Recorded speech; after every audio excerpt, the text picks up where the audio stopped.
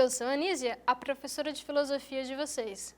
Então, bem-vindos a mais uma aula de filosofia. Hoje nós iremos falar sobre as origens do pensamento grego.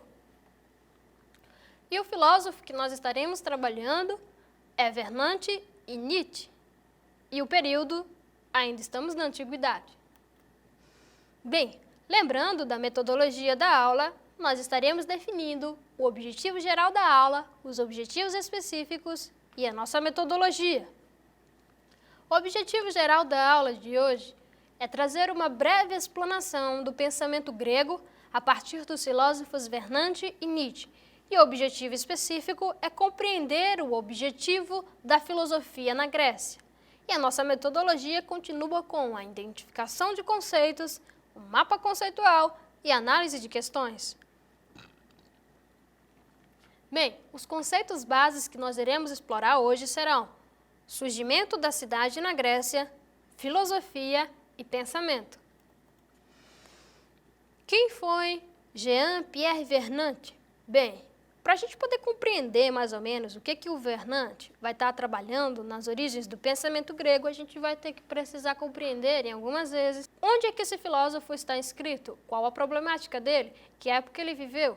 Então, o Vernante ele é um historiador e antropólogo francês, especialista na Grécia Antiga. Ele foi professor honorário do Collège de France e escreveu em 1962 As Origens do Pensamento Grego, que é uma grande obra importantíssima para descobrir e entender o pensamento na Grécia. Bem, sobre a obra As Origens do Pensamento Grego, o autor vai analisar o contexto histórico do nascimento da filosofia, acontecimento que marcou decisivamente a história da cultura ocidental. Então, na introdução desta obra, ele vai estar falando dos capítulos 1 ao 5 sobre o quadro histórico da Grécia, a realeza micênica, a crise da soberania e o universo espiritual da polis. A gente vai se debruçar especificamente sobre o capítulo 4, o universo espiritual da polis. Mas antes vamos tentar entender em que estava situada a Grécia nesse período. O que estava acontecendo na Grécia no período descrito por Vernante? Bem, com o desaparecimento do rei, surgiu uma dupla e solidária inovação: a instituição da cidade e o nascimento de um pensamento racional no período chamado Idade Média grega. Por quê? Hoje a gente entende que as instituições, as cidades funcionam com pessoas que governam as nossas cidades, com pessoas que estarão comandando, administrando, mas nessa época nem todas as cidades eram organizadas dessa maneira. O conceito de cidade não era algo corriqueiro. As pessoas apenas se aglomeravam e viviam suas vidas. Não havia alguém que era designado para administrá-la. Só havia o rei, o monarca, regimes monarcas onde nem sempre o rei prezava pelo bem da cidade. Então, quando o rei desapareceu, com aqueles poderes sem limites, as pessoas começaram a optar pela vida política, que tinha o objetivo debater na ágora. A ágora era a praça de discussão onde as pessoas se reuniam para discutir a organização da cidade, para discutir as questões políticas e éticas da cidade. Bem, o lançamento do regime da polis, que seria o fundamento do que viria a ser o advento da filosofia na Grécia. Como eu já falei na primeira aula, sempre prestem atenção nos conceitos sublinhados em amarelo. Bem, o regime da polis, que é o que a gente vai estar trabalhando aqui, ele é um fundamento para o advento da filosofia na Grécia. O que isso quer dizer? Quer dizer que o surgimento da polis, que era o conceito de cidade na Grécia, está ligado ao surgimento da filosofia na Grécia. Porque antes, como a gente viu no início, a Grécia era regida pelo regime monarca, o regime de um rei. Quando esse regime não estava mais estabelecido na Grécia, as pessoas passaram a se organizar na ágora para discutir a política, formaram o conceito de polis instauraram a cidade na Grécia. E daí começou-se as discussões racionais, começou-se a surgir os filósofos. Logo, a filosofia está ligada ao nascimento da cidade na Grécia.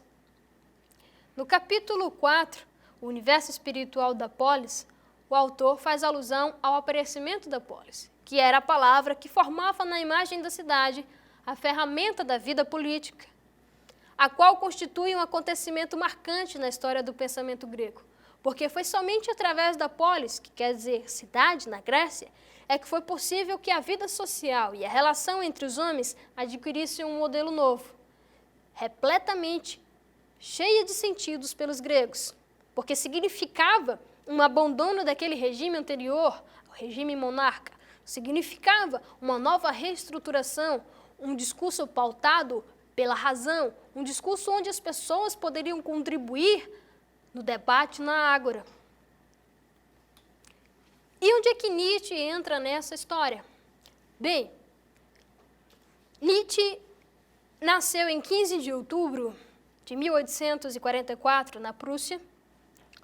É filho de um pastor luterano, mas seu pai morreu quando ele tinha 2 anos. Ele tem alguns irmãos e mães, e a sua formação é que, por influência da família, afinal, filho de pastor, ele foi estudar teologia, mas depois largou e foi estudar filologia. Logo mais a gente vai entender um pouco sobre a importância da filologia para conhecer o pensamento grego. Aos 24 anos, ele foi convidado para ser professor de filosofia na Universidade de Basélia.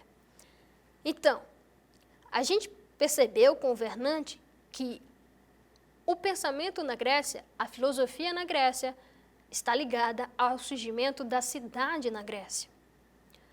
E agora a gente vai entender com Nietzsche que para poder entender o pensamento grego, a filologia, não filosofia, a filologia é importante para a compreensão dos filósofos gregos. Por quê?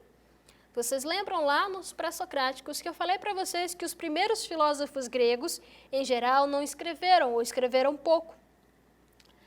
Então, os escritos desses primeiros filósofos se perderam com a maior parte da sua literatura. Afinal, são 3.000 anos. Por exemplo, o que os gregos entendiam por physis absolutamente não coincide com o que nós, com nossa ciência e nossa tradição, entendemos por natureza.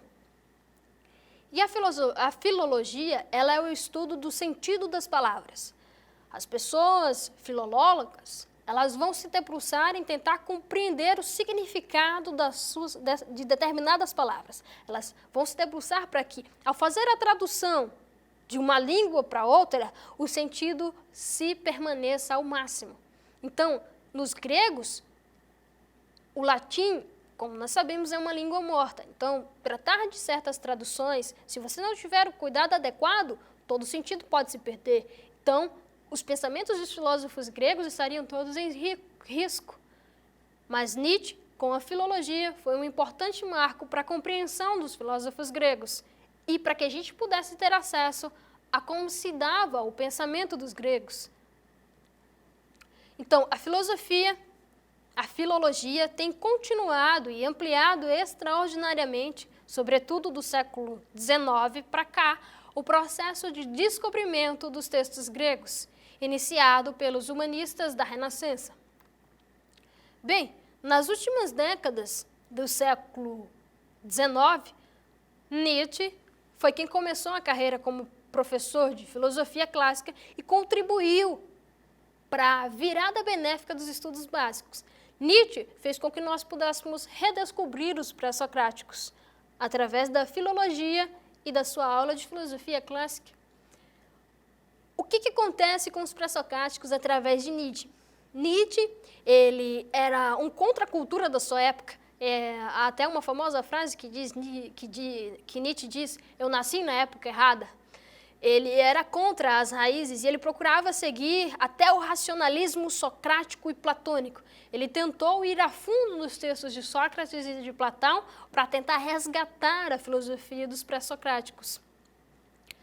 E, com isso, ele criou um mundo inteiramente deformado, tentando mostrar que o mundo era inteiramente deformado pelas lentes de nossa visão tradicional cristã e racionalista, porque Nietzsche era extremamente crítico dessa visão extremamente racionalista. Lembram que na nossa primeira aula eu falei que havia uma discussão entre os racionalistas e os empiristas. Nietzsche era crítico dos racionalistas, dessa visão de que tudo é pautado somente pela razão.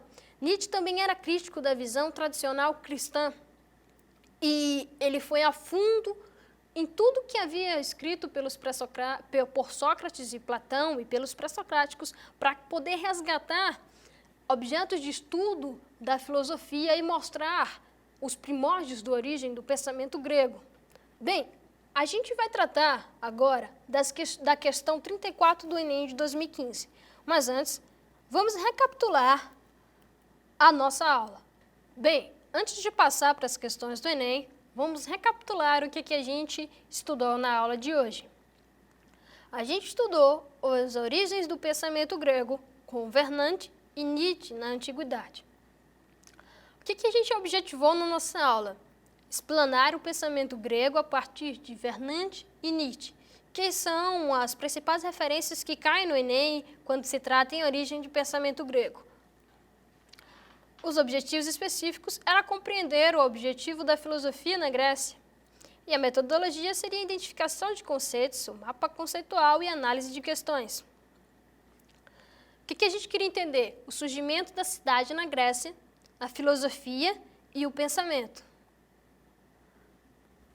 O nosso principal autor foi Jean-Pierre Vernante. Por quê? Porque Vernante é o nosso principal referencial histórico no quesito origens do pensamento grego. E o que Vernante diz para a gente? Que o pensamento filosófico, a filosofia na Grécia, ela está relacionada à queda do regime monarca e ao surgimento da polis na Grécia. Polis é o conceito de cidade na Grécia.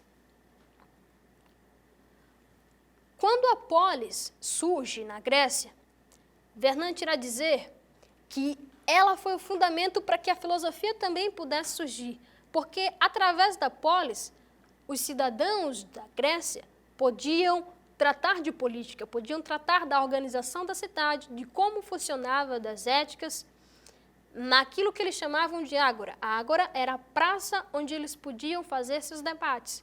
E através desses debates, dessas discussões, é que começou-se esse discurso argumentativo, que as pessoas começaram a refletir sobre as origens do universo, sobre o que é o belo, o que é justiça, o que é verdade, o que é o erro.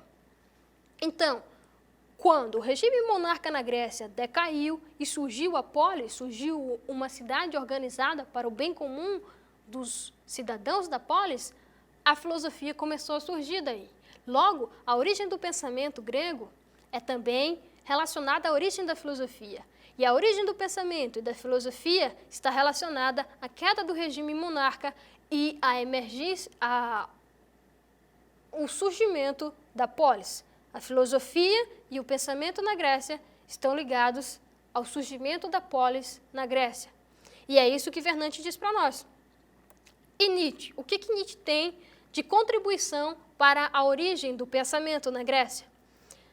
Nietzsche foi um filólogo, ou seja, formado em filologia. E a filologia era o estudo das palavras, o estudo do sentido das palavras, que foi uma contribuição importante para a compreensão daqueles fragmentos gregos, para que a gente pudesse compreender os pré-socráticos, os filósofos gregos e, consequentemente, compreender o que os filósofos estavam pensando naquela época. Em sua maioria, os filósofos gregos, como nós já apreendemos na aula anterior com os pré-socráticos, eles tratavam da physis, da filosofia da natureza, só que até nisso, Nietzsche vai nos mostrar que o conceito de physis não é exatamente aquilo que a gente compreende por natureza. Como eu falei, a filosofia é algo complexo. E a physis para eles lá significava bem mais que natureza. Mas o máximo que a gente consegue traduzir para isso hoje é physis como natureza. Mas os pré-socráticos eram os filósofos da physis.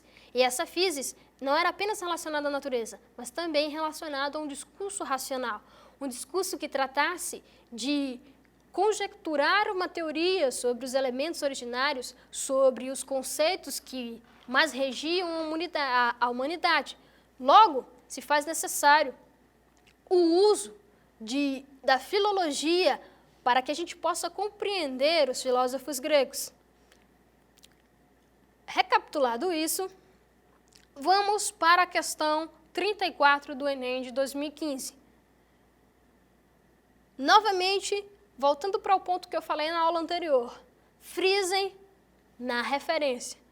A referência aqui é Nietzsche, Crítica Moderna, os Pré-Socráticos. Eu fiz aqui algumas realces no fragmento que é posto na questão. Vamos à leitura. A filosofia grega parece começar com uma ideia absurda, com a proposição: a água é a origem, a matriz de todas as coisas. Será mesmo necessário deter-nos nela e levar a sério? Sim, e por 3 razões em primeiro lugar. Porque essa proposição enuncia algo sobre a origem das coisas. Em segundo lugar, porque o faz sem imaginação e fabulação. E, enfim, em terceiro lugar, porque nela, embora apenas em estado de crisálida, está contido o pensamento, tudo é um. O que esse fragmento está dizendo para a gente? Que a filosofia grega começa com a ideia absurda, que ela começa com a ideia de a origem de algo, da origem de tudo ser pautado em um único elemento, ou seja, de que tudo, ao fim das contas, é um. E o que Nietzsche diz para a gente? Que a gente deve levar a sério esse pensamento. Por quê?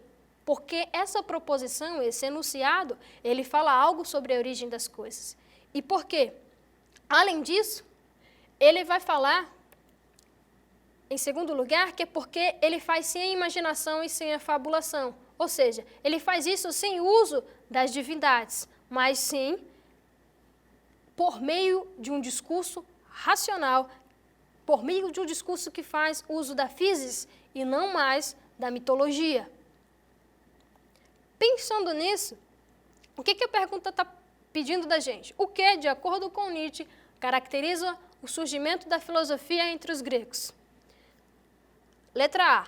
O impulso para transformar, mediante justificativas, os elementos sensíveis em verdades racionais. Letra B. O desejo de explicar, usando metáforas, a origem dos seres e das coisas. Letra C. A necessidade de buscar, de forma racional, a causa primeira das coisas existentes. Letra D. A ambição de expor de maneira metódica as diferenças entre as coisas. Letra E. A tentativa de justificar, a partir de elementos empíricos, o que existe no real.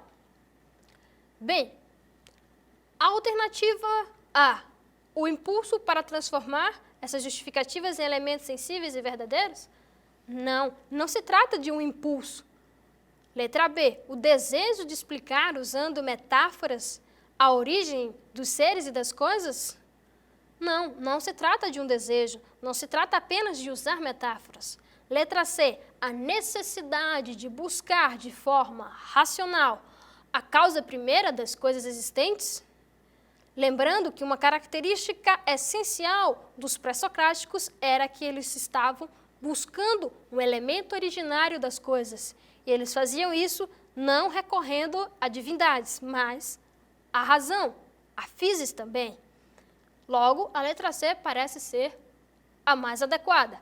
Mas vamos analisar. Letra D. A ambição de expor de maneira metódica as diferenças entre as coisas?